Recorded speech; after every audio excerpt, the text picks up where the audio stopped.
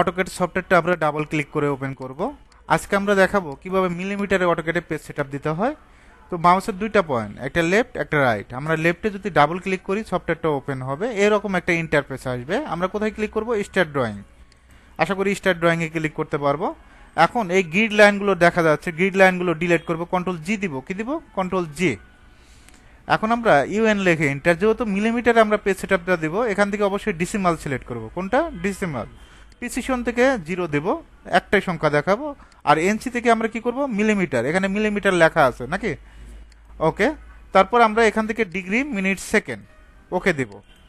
তারপর ডি লেখে এন্টার। ডিটা কি? ডাইমেনশন। মডিফাইতে যাব, এখান থেকে প্রাইমারি মিনিটস, এখান থেকে ডিসিমাল। প্রিসিশনে আমরা কি দেব? 0 দেব। আর সাবিক্সে আমরা ডাবল এম দেব। কেন? মিলিমিটারে ডাবল এম আসবে।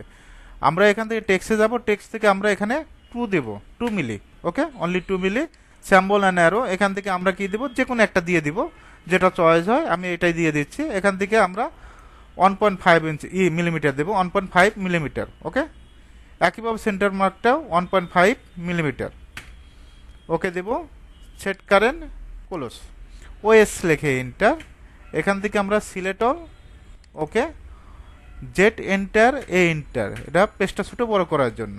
এখন আমরা যদি লিমিট সেটআপ দেই, লিমিট সেটআপও দিতে পারবো, LIMTS, লিমিটস, পেজটা কন্ট্রোল করার জন্য। তারপর 0,0। ওকে, এন্টার দিব। তারপর এদিকে 2000 মিলি, কত মিলি? 2000 মিলি, কমা দিব। আর একদিকে 2000, এন্টার দেবো। এটা লিমিট সেটআপ। লিমিট যদি সেটআপ না করো তাও হবে, ঠিক আছে? জাস্ট অতিরিক্ত দেখালাম। এখন আমাদের এই ইউসিএস আইকনটা ফিক্সড করতে হবে। কোথায় যাব? জাস্ট এখানে ক্লিক করে মাউসের রাইট, এখান থেকে ইউসিএস আইকন সেটিং, এখান থেকে টিকটা তুলে দিব, ফিক্সড হয়ে যাবে। এখন আমরা যদি একটা লাইন দেই, এখান থেকে লাইনটা স্টার্ট করার জন্য F8, এখান থেকে 40 মিলি। এখন যদি আমরা ডাইমেনশন চেক দেই, জাস্ট ক্লিক, কত মিলি? ওকে। এখন যদি ফাইলটা সেভ দেই, কন্ট্রোল এস, এখান থেকে ডেস্কটপ, তারপর নাম দেব CAT 4, এন্টার দেব, সেভ হয়ে গেল।